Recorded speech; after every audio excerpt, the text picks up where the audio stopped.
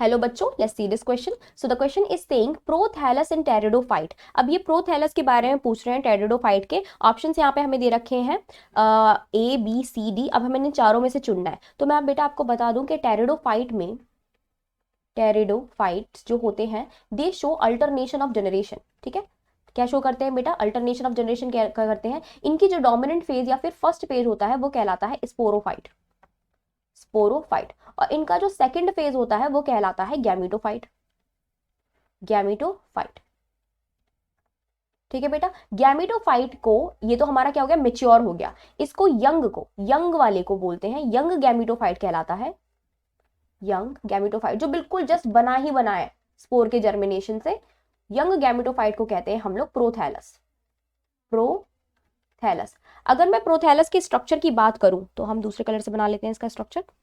तो प्रोथैलस जो है वो कुछ दिल के शेप का होता है. कैसे शेप का होता है? हार्ट शेप का होता है. ये मैंने बना दिया हार्ट शेप का. ठीक है. यहाँ पे ये जो स्ट्रक्चर दिख रहा है इसको बोलते हैं एपिकल नॉच. Apical notch. ऊपर की तरफ पाई जाती हैं आर्किगोनिया, यानी कि फीमेल सेक्स ऑर्गन. आर्किगोनिया. नीचे की तरफ प्रेजेंट होते हैं एंथ्रीडियम. एंथ्रीडियम. और सबसे नीचे से निकली हुई होती हैं राइजोइड, यानी कि रूट्स. राइजोइड्स निकले हुए होते हैं. और ये जो प्रोथैलस होता है बेटा, ये कैसा होता है? ग्रीन होता है. कैसा होता है ये? ग्रीन. सॉरी मैंने ग्रीन नहीं बनाया ये, बट कैसा होता है? ग्रीन होता है. ग्रीन होता है यानी कि ये फोटोसिंथेटिक भी होता होगा. फोटोसिंथेटिक. अब भाई ये फोटोसिंथेटिक भी है, इसके पास राइजोइड भी पाई जा रही है, यानी कि रूट भी पाई जा रही है, तो इसको स्पोरोफाइट पे डिपेंडेंट होने की जरूरत नहीं है. तो ये जो प्रोथैलस होता है या गैमीटोफाइट होता है, ये कैसा होता है? इंडिपेंडेंट होता है. इंडिपेंडेंट. और क्योंकि स्पोरोफाइट के पास लीफ, रूट एंड स्टेम पाई जाती है, तो ये भी इंडिपेंडेंट होता है. तो यहाँ पे क्या होता है? दोनों ही इंडिपेंडेंट होते हैं एक दूसरे के. लेकिन हम बात किसकी कर रहे हैं यहाँ पे? प्रोथैलस की. हमारा क्वेश्चन क्या पूछ रहा है? प्रोथैलस पूछ रहा है. तो देख लेते हैं बेटा.